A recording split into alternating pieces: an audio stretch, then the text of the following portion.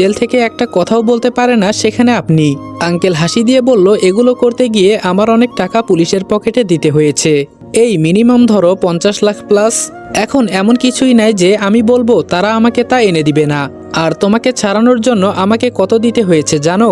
থাক, এটা শুনলে তুমি মন খারাপ করবে। এখন বলো বাজে অভ্যাস আছে কিনা। আমি বললাম, না আঙ্কেল, আমার এসব অভ্যাস নেই, আমি এসব খাই না। আঙ্কেল আমার হাতে একটা সিগারেট দিয়ে বলল, অন্য কিছু খেতে হবে না, এটা খাও, দেখবে মনের ভেতরে যত দুঃখ কষ্ট ছিল সব দূর হয়ে যাবে। সবাই এই জিনিসটাকে খারাপ বলে, কিন্তু কেউ আর এটা জানে না এই জিনিসটাই মনের সমস্ত দুঃখ কষ্ট দূর করে দেয়। যাই হোক, এটা জাস্ট একটা গল্প, তাই এই কথাটাকে কেউ সিরিয়াসলি নেবেন না। আঙ্কেলের কথা শুনে সিগারেটটা হাতে নিয়ে একটা টান দিলাম। প্রথমে একটু কাশি উঠল, পরে সবকিছু ঠিকঠাক হয়ে গেল। এর মাঝেই আঙ্কেল বলে উঠল, আগামীকাল একটা ট্রাক গাড়ি ভেতরে আসবে, আর না হলে হয়তো আজকে রাতে আসবে, কিছু চেয়ার আরো অনেক কিছু নিতে।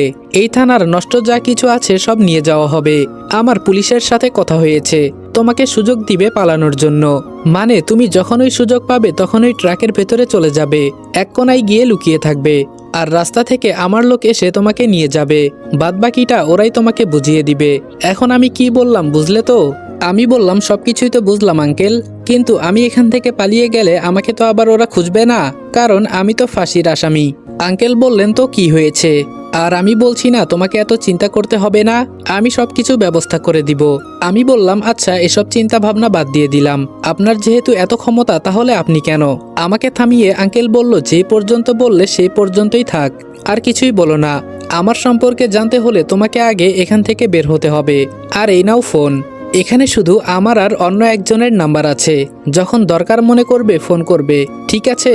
আর তোমাকে যখন চাকর হিসেবে চাকরি দেওয়া হবে তখন 3-4 দিন তোমার উপর নজর থাকবে, এরপর সবকিছু আস্তে আস্তে ঠিক হয়ে যাবে। আমি কি বললাম মনে থাকবে তো? আর সকাল 6টায় রেডি থেকো, বাহিরে যে কোনো সময় একটা ট্রাক আসছে, এটা এখান থেকে সকালে চলে যাবে। আমাকে যেন আর কিছু বলতে না হয়, বলতে পারো এটাই আমাদের শেষ দেখা। এখন আসি, থাকো তুমি।